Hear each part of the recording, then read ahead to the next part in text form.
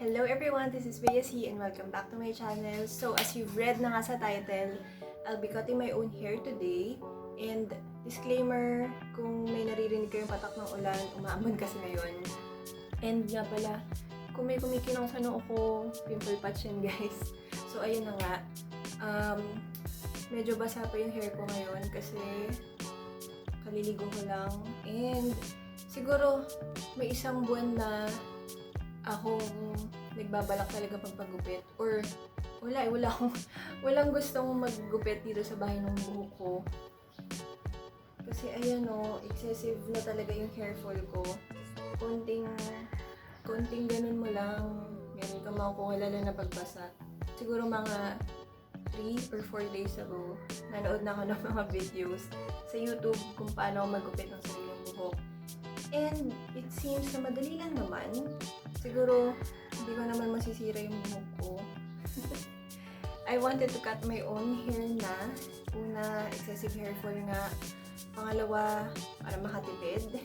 Hindi naman ako yung type ng person na nagsisplurge sa mga salon, parlor, para magpagupit, para hair treatments.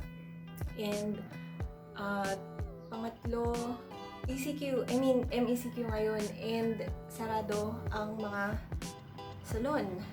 And kahit nabukas sila, medyo nakakatakot pa, diba?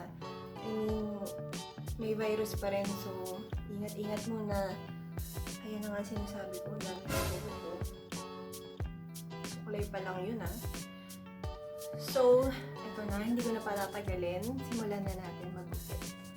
So, dito ako ngayon sa corner ng room ko pumesto kasi may salamin dito. Siyempre, una sa lahat, kailangan mo ng gunting para maggupit ng buhok. Meron din ako nung parang pampanipis, yung may suklay. Yung may suklay yung gunting. Etong mga to, sa aso ko talaga to.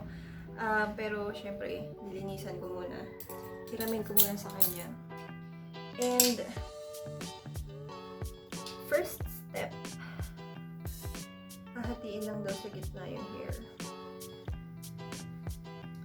Wala akong rat tail comb so daliri ko na lang, okay naman yan. Ay, oo nga pala, bago ang lahat, magpa-flash ako sa screen nung dito nung before picture ng hair ko, nung nakatalikod ako.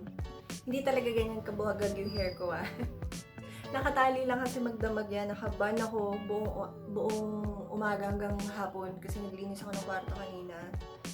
And ayan. Ganyan siya kahaba. So, yung napili ko, ay hindi pala ganyan. Option 2 pala to guys. Pero, ituturo ko na rin. Pwede siya kasing ganyan. Nakatali ng ganyan yung hair mo. Saka mo gugupitin ng diretso. So, pwede mo pang talian ulit dito para mas kontrolado mo. Saka magugupitin. Pero, mas gusto ko yung isang option pala. Yung unang option na napanood ko. Hindi mo siya hatiin sa gitna. Tatali mo lang sa likod yung hair mo. Make sure na mababa. Lisin ko muna yung salamin. Make sure na low ponytail lang talaga.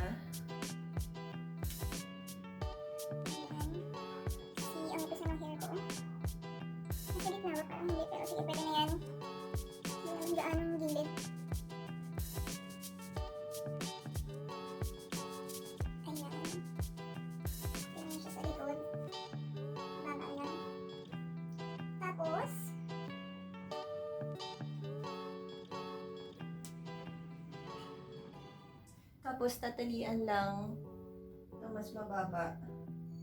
Pwede nyo pang, depende sa haba ng buhok nyo, pwede nyo pang talian ulit ng isa pa. And, tip pala guys, pag nagugupit kayo ng sarili nyong buhok, huwag nyo agad-agad na iiklian or huwag nyo i-diretso dun sa gusto nyo talagang haba ng buhok. Dapat mag-iwan kayo ng at least 1 or 2 inches siguro. Para pag nagkamali kayo, diba, may room para mag-trim-trim pa kayo at hindi sobrang ikli nung kalalabasan. Gusto ko lang kasi talaga yung hair ko lagyan hanggang dito. Siguro ganyan. So kuha pa siguro ng isang tali kasi medyo malayo pa siya. Inulit ko lang yung tali ko kasi pinalitan ko, dinagdagan ko ng isa pa. So, yun na nga. Wait, sure na ba ako? Sure na ba ako? Wait, sige, habaan pa. Babaan ko pa. Ganyan siguro. And cut nyo lang ng diretso. Gamitin nyo yung daliri as yung guide nyo sa paggupit.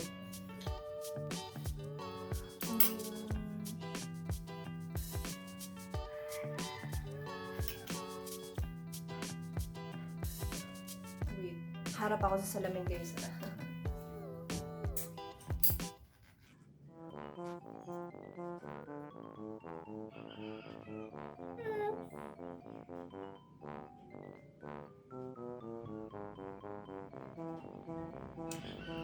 Kabahan ako.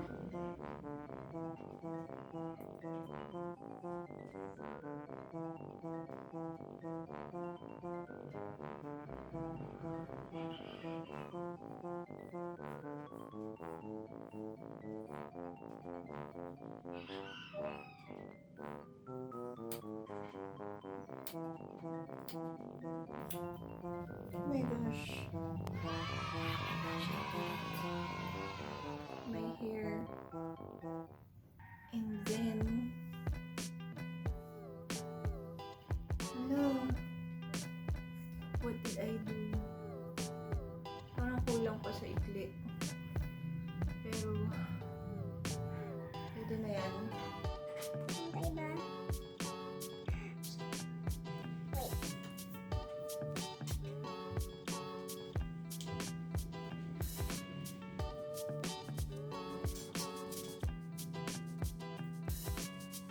Tuloy.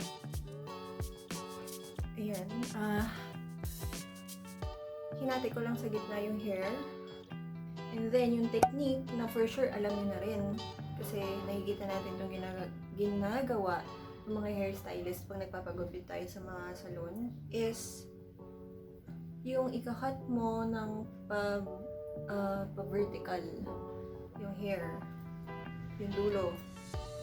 Ganun. Yung ganun. Diba? Para lumipis siya. And hindi blunt yung cut ng buhok. Hindi lang isang ganun, diba? Hindi ko talaga sure kung ano itong ginagawa ko. Basta ginagaya ko lang yung napanood ko Mirrors. Ayan.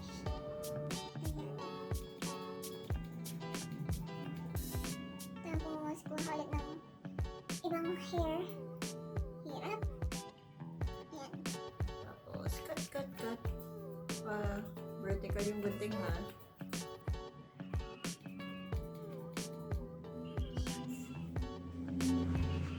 And then, gawin ko na yung sa next.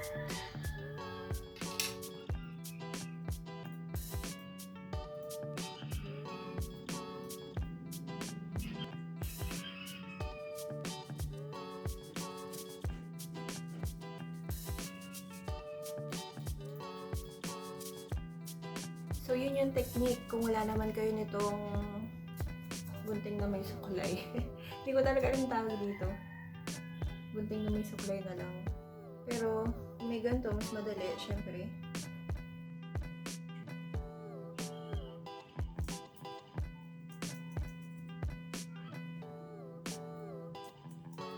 Para maging medyo layered yung dulo ng hair, diba? Yun yung ginagawa. Guys, pagpalpak naman nalabasan nito, pagpagupit ko na lang talaga. Pipilitin ko yung mga tao dito sa bahay para sila yung magbantay at magtama ng kamalian ko.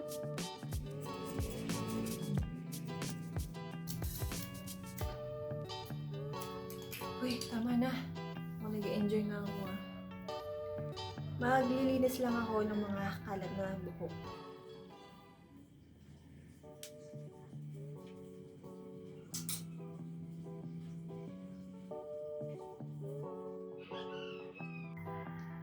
So, finishing touches na lang. I-make sure nyo lang na pantay yung harap.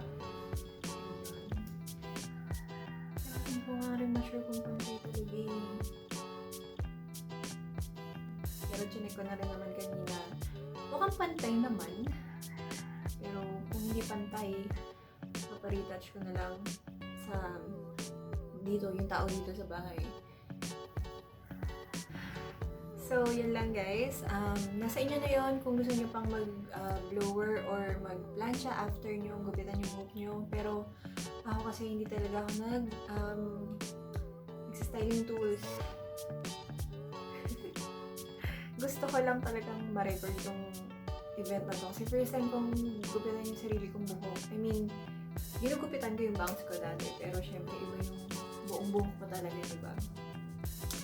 And, ayun lang. Go lang guys. Kung gusto nyo gupitan yung sarili nyong buhok, why not go? Coming from someone na love yung buhok. Talagang parang security blanket ko yung buhok ko. Go lang. Maging disaster man yan, magkamali ka man. Yes, nag-agree yung aso. Magkamali ka man, maging disaster man yung mangyari. Okay lang, kasi hahaba pa rin naman yung buhok. And, try again, diba? And, ayun lang guys. Sorry kung sabog. Sabog yung buong video kasi gusto ko lang talaga i-record tong pangyayaring to. Sa first time ko nga gawin to. Kupitan yung sarili kong buhok. So, sana nag-enjoy kayo sa video na to. Ayun lang. Don't forget to love yourself. Bye! Bye, colored hair!